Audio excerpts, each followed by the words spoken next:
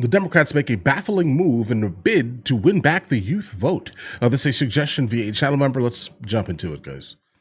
Let's see where this takes us. Democrats holding a Voters of Tomorrow summit in D.C. this morning with Kamala Harris expected to give a virtual address. Okay. Other prominent Democrats that they're using to try and get the youth vote include Nancy Pelosi. That'll She's work. set to give a speech as well. 90-year-old woman. All as the party looks to sway younger voters after their 2024 election loss to Donald J. Trump. Political commentator Brylan Hollyhand joins me now to discuss. Brylan, great to see you here in person. I'm confused. I'm perplexed. I'm flummoxed, if you will. Why would Democrats turn to the candidate who literally squandered their decades-old stranglehold over the youth vote to try and get the youth vote back? I don't get it. That's the question everybody's wondering this morning. Todd, good morning to you. Happy Friday. I appreciate the opportunity to be here in studio. Problem. I will say to you that this right here is why the Democrat Party is a sinking ship of a party.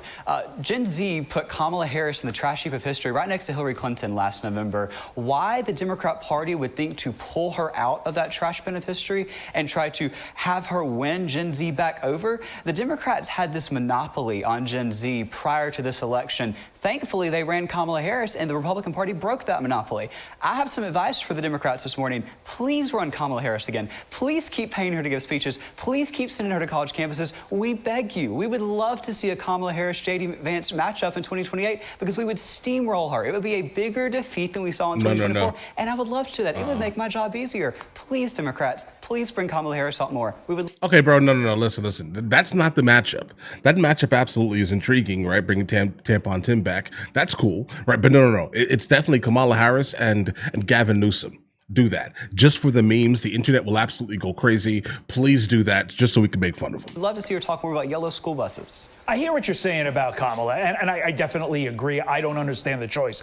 But I think the choice to then showcase Nancy Pelosi that's wild. and Jamie Raskin is almost as concerning if I'm a Democrat as well, because let's be real. These are not the young people that the Democrat Party are going to, they're not young. And I look at individuals, like we had on the show, Jake Auchincloss. Yep. Now, you may not agree, Raylan, with his policies, right? But he's young.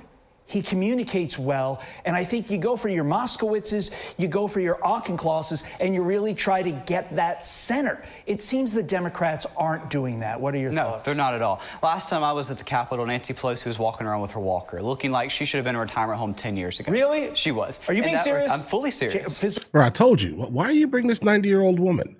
Like, listen, I live your life, bro. I love it. Age out gracefully, right? But just understand that it's not going to be the easiest thing in the world for the young ones specifically to go ahead and listen to what she has to say when she is so far detached from their generation. It doesn't make any sense for you to even think you can do this here, guys. She had a walker? It was after she fell down the I have stairs not seen that. I have to take your word for it. It was upsetting. Okay. That right there is why Gen Z got off the sidelines. That's why a generation that in previous elections, first of all, didn't pay attention to politics, didn't go vote on election day, and social media voted did that, though, guys. Got off the sidelines, voted Republican because we're so fed up. Unlike the left, who when they get frustrated, they dye their hair blue, put in a nose ring, get a bullhorn, and shut down their streets in New York City protesting, we decided to do some effective action with that frustration, and we took to the ballot box instead of the streets. That said, there is some new polling out here that I do want to report to you. It's from the Pew Research Center, if you guys can help me out here. Recent polling revealing 49% of Gen Z is trending back toward the Dems, after originally 47% identify with the GOP in 2024. Basically,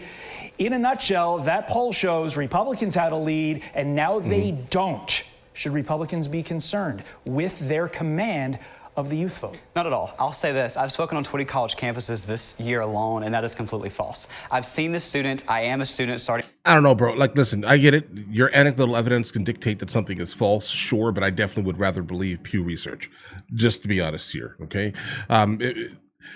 Is it a problem for the Republican Party? It definitely is a problem for the Republican Party. Think about this here. I have no idea when that poll was done, but if it was done after the Epstein issue, then bro, understand what's going on here. There are a good amount of people that are saying out loud that they have no more interest in Trump at all. I'm starting to see a lot less suggestions for me to basically react to anything Trump oriented nowadays. So that should tell me immediately that there is something kind of changing within the Republican Party along with the Democrat Party. It's a long along with the overall political landscape.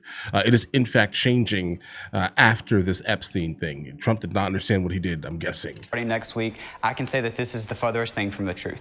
Gen Z men are fed up with being told that Gen Z masculinity is men, toxic. We're tired of being they're villainized by Yeah. a party that's attempt to bring us over is by calling us Nazis, by calling us garbage. I mean, for far too long, the left has made these safe spaces for us. And finally, Gen Z is choosing freedom over feelings. In November, the president broke this monopoly that we talked about that the DNC had on Gen Z, and he doesn't need to stop there. My message to our party this morning is to do more. That's what Gen Z voted for in this election. We've had an incredible 6 months of the golden age, an incredible 6 months of results after results and promises made, promises kept. But Gen Z wants more. We voted for change, and there's a lot more that can be done. This is what we're wanting here, and I absolutely think that it's attainable. But the Republican Party can't take their foot off the gas. We have the momentum. The Dems don't sleep. We can't sleep either. We have to keep working between now and the midterms to get another 2 years, to get J.D. Vance in the Oval Office come 2028. We have Gen Z on our side. Why can't we lose this now?